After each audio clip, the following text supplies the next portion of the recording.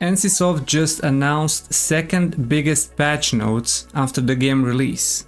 The patch is going live today at 9 PM CET European time. The patch notes are very big, so if you are interested in reading them, there will be a link in the description that is in Korean, so you have to translate it yourself. But in this video I will go quickly over all the important changes and changes that I think are important as some sort of summary, so hopefully this helps you understand the patch notes a little bit better. First, in regards to events, the number of simultaneous events has been limited to 7, and out of 4 remaining events, 2 will always be in peace mode and 2 will always be in conflict mode. While some of the small rebalances of guild-wide event rewards has been added as well. When it comes to party recruitment, the new menu, party recruitment menu, has been added, where an invite links that you generate now last 30 minutes instead of 5 minutes. Now the only way to find groups is by writing in chat with your invite link that expires after 5 minutes, so people can join anyways.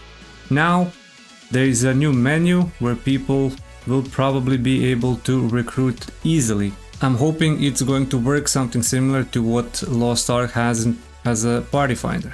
Some rewards have also been increased and changed. Field bosses have added rewards. All the level 50 dungeons have purple accessories as rewards. They also have weapon selection box. The rewards for main story have been added as well. For ranged weapons you get leather gear now instead of chainmail or whatever we were getting. And also monster reward has also been added, where you get special material box. Unfortunately they nerfed the daily contracts from 15 to 10, but they have increased the quest rewards that you get. They also changed the daily max dimension tokens that are now based on level, which means that on level 20 you gain less, and on level 50 you gain the regular 600 per day. They also fixed an issue where killing low level monsters would not properly consume a beast tokens, and 2 leveling pass missions have also been added. Now for the dungeons, the biggest change is that the 3 lower level dungeons have been changed in level requirements. So now instead of 30, 40 and 45 there are 20, 30 and 40, which is a good change, which means you can get earlier into these dungeons and have fun and enjoy the game. A lot of the monsters in those dungeons have been changed, they have been nerfed to accompany that change in level. The bosses have made easier and everything is better now and easier for new players to actually complete those dungeons and see what the endgame might be like. And they've probably fixed one of the biggest things that I had the problems with, and that is if somebody pulls a mob and that mob resets, if it runs past you while resetting, it will aggro to you. And now that mob is going to completely reset until it goes back to the place where that person picked it up. I cannot tell you how many times someone would pull 20 mobs and he would just reset them all, and all the mobs would run past me and then aggro back to me.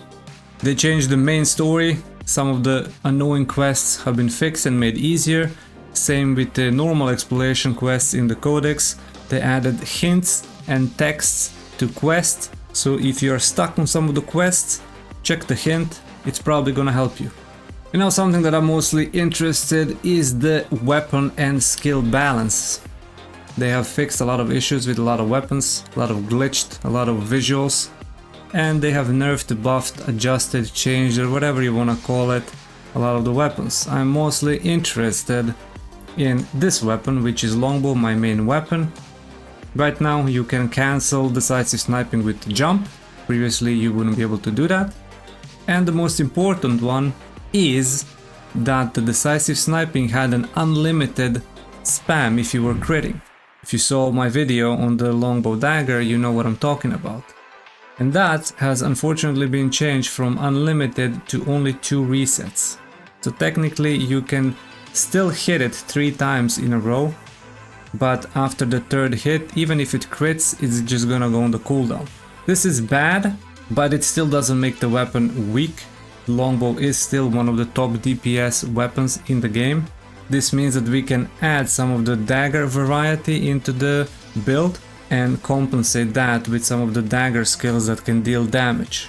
Other changes for other weapons and skill you can read in the patch notes. I'm gonna leave the link in the description. I'm not gonna go over them because I don't really play those weapons, so I don't really understand what the changes are.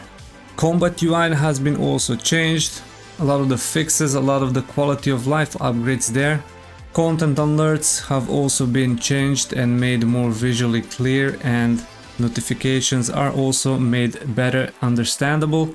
Minimap and the map have also been improved to show the highest level events first at the top, and it's improved the visibility of everything that's usually been cluttering everything.